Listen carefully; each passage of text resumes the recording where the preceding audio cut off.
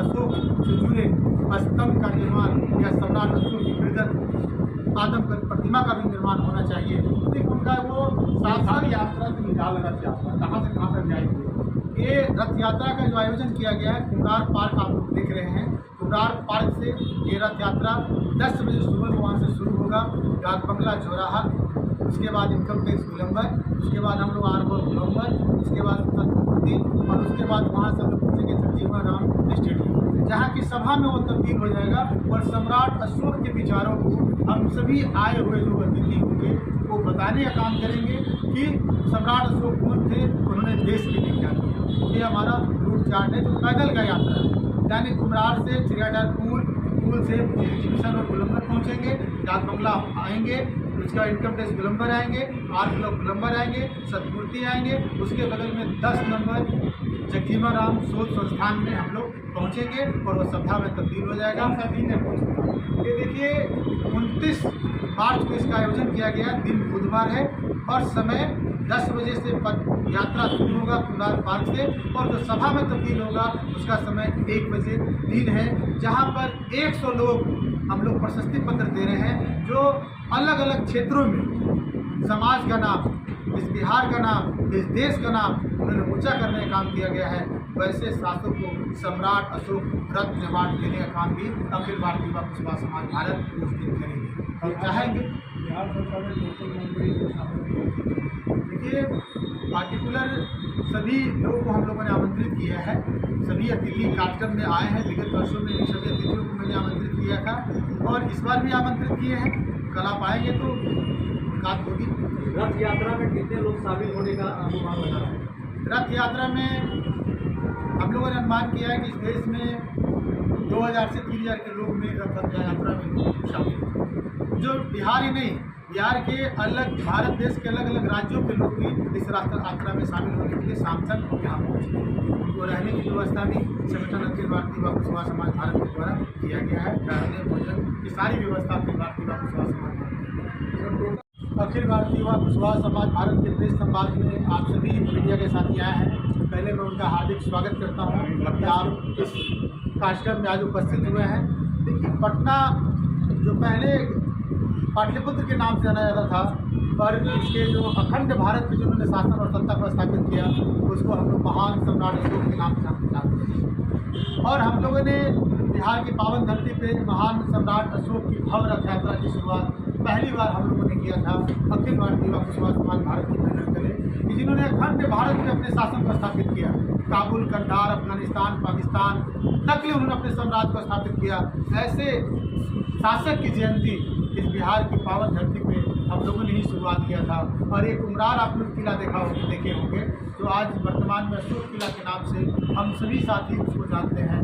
वहीं से भव्य रथ यात्रा का हमने आयोजन किया है जिसमें जीवन सम्राट अशोक रथ पे सवार होंगे।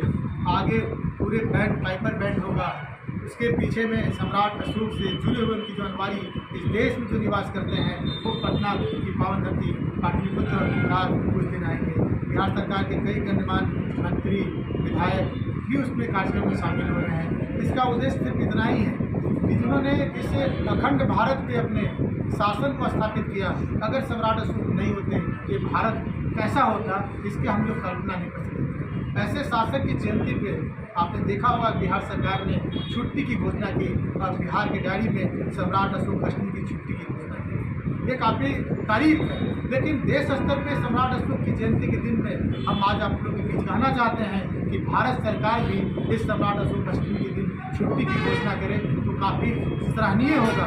कि अगर सम्राट अशोक नहीं होते तो भारत कैसा दिखता ये संभव नहीं।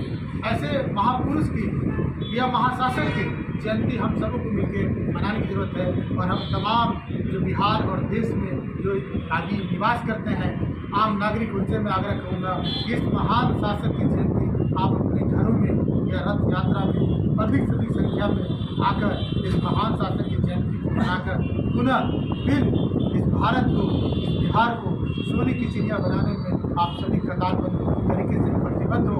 और सम्राट अशोक ने एक मानव जाति के लिए कल्याण के लिए सोचे, उन्होंने पशुओं के कल्याण के लिए सोचे। भारत के संविधान में जितनी चीज़ों का वर्णन किया गया वो सम्राट अशोक का देन है। आपने देखा होगा अशोक स्तंभ देखे होंगे, वो भी किसका है भाई? सम्राट अशोक का ही देन है। कई ऐसे शिलालेखों का निर्माण किया गया। वो धर्म के रास्ते इस देश को एक नई दिशा में ले जाने का काम वो कर रहे थे। ऐसे शासक की जयंती बिहार सरकार ने राष्ट्रीय समारोह की भी घोषणा की। जयंती के अवसर पे हम लोग भव्य रथ यात्रा प्रत्येक वर्ष अखिल भारतीय युवा कुशवाहा समाज भारत निकालती है। उसी के लिए आज हम लोग प्रेस वार्ता किए हैं। और महान सम्राट अशोक, जिन्होंने आज विश्व के सबसे महानतम शासक कहलाते थे, उनके जन्मोत्सव पे बिहार की राजधानी पाटलिपुत्र उस समय का राजधानी कहलाती थी, उसी का जन्मोत्सव हम लोग रथ यात्रा निकाल के मनाते हैं। साथ ही जगजीवन राम शोध संस्थान में सभा भी होगी, संगोष्ठी रखे गया है, जिसमें महान सम्राट अशोक रत्न अवार्ड से 100 लोगों को बिहार समेत अन्य राज्यों के जो लोग आएंगे, जो सराहनीय कार्य इस देश में कर रहे हैं किसी भी क्षेत्र में, चाहे वो सामाजिक हो, राजनीतिक हो, कृषि के क्षेत्र में हो या कोई भी सराहनीय, उनको अवार्ड भी दिया जाएगा।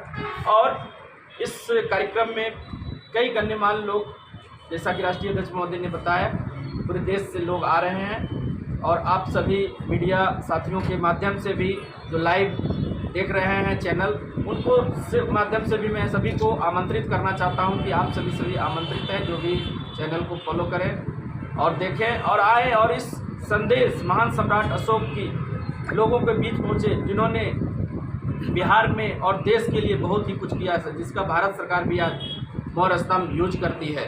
और भारत सरकार से हम लोग मांग करते हैं कि जिस प्रकार बिहार सरकार राजकीय अवकाश और राजकीय समारोह की घोषणा की है, उसी प्रकार भारत के प्रधानमंत्री और माननीय महामहिम राष्ट्रपति महोदय से भी अपील करते हैं, आग्रह करते हैं कि उस प्रकार छुट्टी दिया जाए, क्योंकि इससे बड़ा शासक देश में नहीं थे।